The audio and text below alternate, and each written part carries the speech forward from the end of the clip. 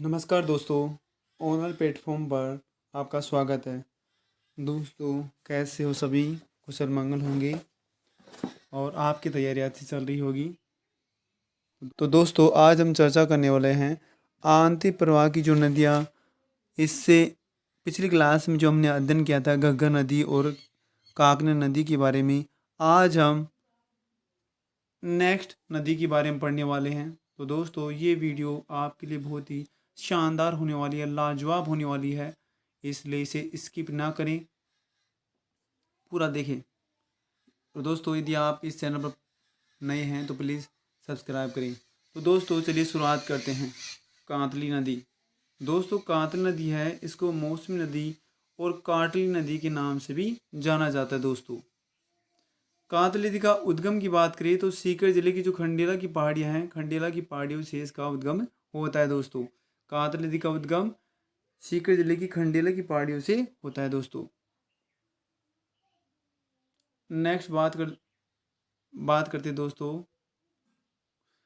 यहाँ से यह नदी खंडेला की पहाड़ियों से इसका उद्गम होता है। तो खंडेला की पहाड़ी से नदी 100 किलोमीटर तक सीकर एवं झुंझुनू में बहती है। उसके बाद बहते हुए चूरू की सीमा पर रेतीली भूमि है, उसमें विलीन हो जाती है। दोस्तों, इस नदी के किनारे गणेश सभ्यता विकसित हुई थी, जिसे हम ताम्र युगीन सभ्यता की जननी कहते हैं। दोस्तों,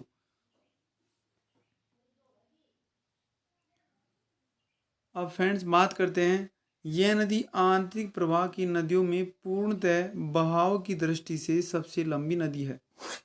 आंतरिक प्रवाह की जो नदियाँ हैं उनमें पूर्णतः बहाव की दृष्टि से सबसे लंबी नदी की बात की जाए तो दोस्तों वो कांतली नदी है। लेकिन क्वेश्चन आ जाए कि आंतरिक प्रवाह की सबसे लंबी नदी कौन सी है? राजस्थान में वो घग्गर नदी है। दोस्तों, लेकिन पूर्णतः बहाव की दृष्टि से सबसे लंबी नदी वो कांतली नदी है। दोस्तों, इसलिए कंफ्यूज नहीं होना। दोस्तों, यहीं से बार बार प्रश्न पूछे गए हैं, काफ़ी एग्जाम में आए भी हैं, तो दोस्तों कंफ्यूज हो जाते हैं, आपको कंफ्यूज नहीं होना है। यह नदी झुंझुनू जिले को दो भाग में विभाजित करती है और इस नदी का प्रवाह क्षेत्र तोरावटी प्रदेश कहलाता है। कौन सी नदी का प्रवाह क्षेत्र तोरावटी प्रदेश कहलाता है? दोस्तों, कांतली नदी का प्रवाह क्षेत्र कहलाता है। नेक्स्ट फैक्ट बात करते हैं दोस्तों, झुंझुनू में कांतली नदी के किनारे सोनारी सभ्यता विकसित हुई थी। दोस्तों, झुंझुनू में कांतली नदी के किनारे कौन सी सभ्यता विकसित हुई थी? सुनारी सभ्यता। नेक्स्ट बात करते दोस्तों साबी नदी के बारे में, जिसे साहिबी नदी भी के नाम जाना जाता है। इस नदी का उद्गम की बात की जाए तो जयपुर जिले में स्थित जो सेवर की पहाड़ियाँ हैं, सापरा जयपुर से होता है। दोस्तों, जयपुर जिले में जो सापुरा है, तो सापुरा में जो सेवर की पहाड़ियाँ हैं, उन सेवर की पहाड़ियों से साबी नदी का उद्गम होता है। दोस्तों, तो सेवर की पहाड़ियों से निकलकर जयपुर, कोटपुतली, बहरोड, अलवर जिले की जो बानसूर, किशनगढ़, मंडावर तहसील है एवं खैरदर तिजारा जो नया जिला बना है, उसमें बहने के बाद हरियाणा के गुड़गांव की रेवाड़ी तहसील के पटुड़ी नामक स्थान पर रेत में विलुप्त हो जाती है। दोस्तों, यदि इसकी लंबाई की बात करें तो साबी जो नदी है, इसकी कुल लंबाई 185 किलोमीटर है। दोस्तों, अलवर जिले की सबसे बड़ी जो साबी नदी है, उसके किनारे जयपुर जिले के जोधपुरा गांव में प्राचीन सभ्यता के स्थल मिले हैं या अवशेष मिले हैं, जिसमें हाथी दांत के अवशेष मिले हैं। तो दोस्तों, पहले जयपुर जिले के अंदर पड़ती थी जोधपुरा गांव या जोधपुरा सभ्यता, लेकिन अब यह सभ्यता कोटपुतली बैरूर जिला नया जिला बना है, उसमें कोटपुतली बैरूर जिले में आती है। दोस्तों, नए जिले गठित होने के बाद मानसून काल में इस नदी का पाट काफ़ी चौड़ा हो जाता है। दोस्तों, और ये जो नदी है गुप्त मुगल काल में भी अपनी विनाश लीला के लिए जानी जाती थी। दोस्तों, मुगल बादशाह जो अकबर थे, उन्होंने भी साबी नदी पर कई बार पुल निर्माण करने का प्रयास किया, लेकिन वे असफल रहे। इसलिए उनके बारे में प्रचलित दोहा है कि अकबर बांधी ना बनूं, ना रेवाड़ी जाऊं, और कोट तला कर निकलूं, साबी नाम कहूं। तो दोस्तों, ये अ, आम जो भाषा है उसमें दोहा है, जो कि साबी नदी के लिए है। दोस्तों, नेक्स्ट बात करते हैं दोस्तों रूपारेल नदी। रूपारेल नदी को लसवारी नदी एवं स्थानीय भाषा में वराह नदी के नाम से भी जाना जाता है दोस्तों। उपनाम लसावर या वराह नदी दोस्तों। इस नदी का यदि उद्गम की बात की जाए तो अलवर जिले की थानागढ़ तहसील है, उसकी उदयनाथ की पहाड़ियों से रूपारेल नदी का उद्गम होता है दोस्तों। रूपारेल नदी का उद्गम अलवर जिले की जो थानागढ़ तहसील है उसमें उदयनाथ की पहाड़ियाँ हैं, तो उदयनाथ की पहाड़ियों से रूपारेल नदी का उद्गम होता है दोस्तों। यहाँ से यह नदी मतलब उदयनाथ की पहाड़ियों से जब निकलती है तो वहाँ से नदी अलवर भरतपुर में बहते हुए कुशपुर नामक स्थान पर भरतपुर में विलीन हो जाती है दोस्तों। अलवर भरतपुर में बहते हुए कुशलपुर या कुशलपुर नामक स्थान पर भरतपुर में विलुप्त हो जाती है।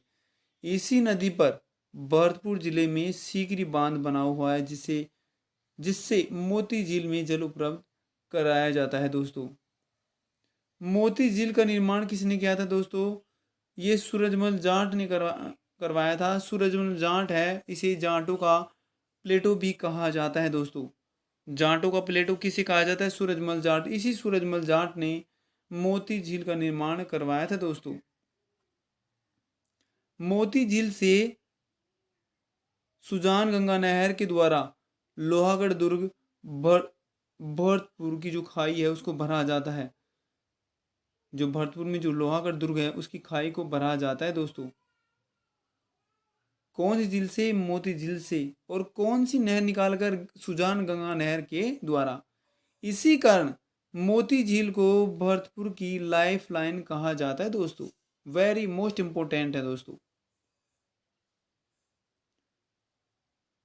इसी प्रकार यदि जयपुर की लाइफ लाइन की बात करें दोस्तों तो अमीनी शाह का जो नाला है वो जयपुर की लाइफ लाइन कहलाता है दोस्तों।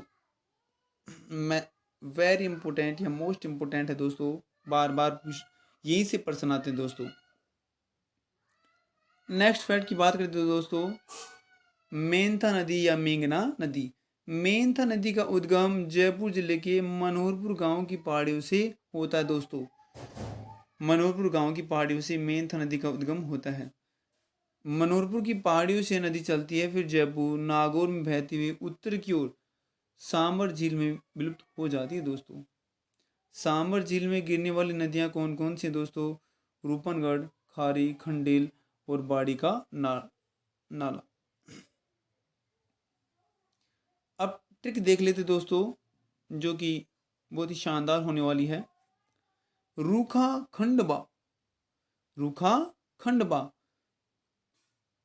तो रू से क्या हो गया? रूपनगढ़ हो गया, खा से खारी हो गया, खंड से खंडेल हो गया और बा से बाड़ी का नाला। ध्यान रहे इसी नदी किनारे नागौर जिले में जैनियों का जो तीर्थ स्थल है वो लूणवा स्थल है दोस्तों। इसे भी मोस्ट इंपोर्टेंट लगा देना दोस्तों। नेक्स्ट नदी की बात करते हैं दोस्तों रोहिली नदी। रोहिली नदी जैसलमेर जिले में बहती है दोस्तों। रोहिली नदी कौन से जिले में बहती है? जैसलमेर जिले में। ऐसे ही सेकंड नंबर पर आती है नीमड़ा नदी, यह बाड़मेर जिले में बहती है।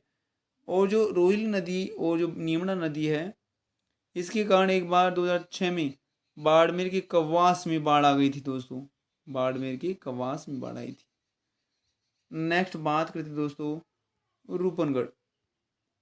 मोस्ट इंपोर्टेंट है दोस्तों।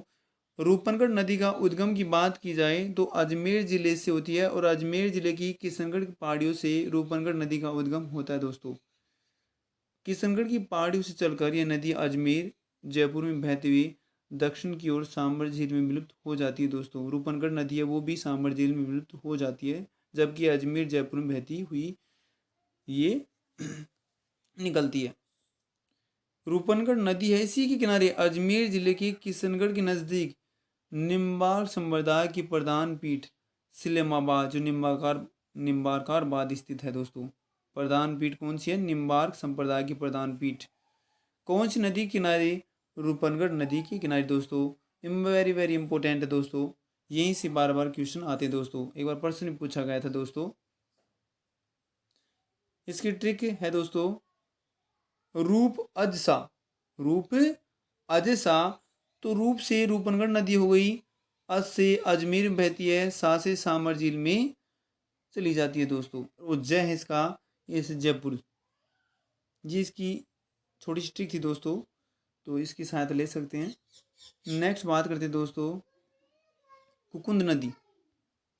महाराजा राम सिंह भरतपुर के शासक थे। महाराजा राम सिंह के समय 1897 में कुकुंद नदी के पानी को रोककर बयाना भरतपुर में बारेठा बांध का निर्माण किया गया, जिसका आकार कटोरी नुमा है दोस्तों। इस क्षेत्र में बंद बारेठा अभ्यारण्य भी बनाया गया है।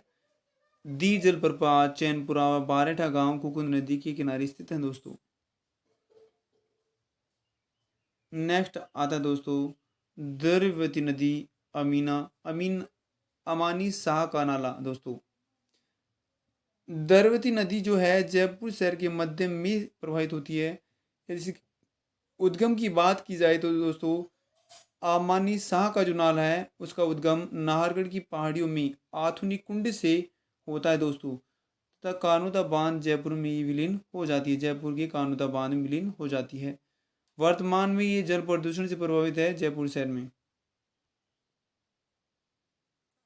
नेक्स्ट बात करते हैं दोस्तों साबरमती जो रिवर फ्रंट अहमदाबाद गुजरात का है, उसकी तर्ज पर द्रव्यवती नदी पर रिवर फ्रंट बनाया गया, जिसका प्रोजेक्ट टाटा प्रोजेक्ट्स लिमिटेड को दिया गया। उद्घाटन 2 अक्टूबर 2018 को मुख्यमंत्री वसुंधरा राजे के द्वारा इसका उद्घाटन किया गया दोस्तों, और आम लोगों के लिए ये 16 किलोमीटर क्षेत्र में खोला गया दोस्तों। तो दोस्तों अंतर प्रवाही नदियों के अलावा जो सामर क्षेत्र की जो नदियां हैं आंतरिक प्रवाहित श्रेणी की हैं दोस्तों। तो दोस्तों ये थे अंतर प्रवाही नदियों से रिलेटेड महत्वपूर्ण फैक्ट जो कि हर एग्जाम में पूछे थे और बार बार यहीं से प्रश्न आता है दोस्तों।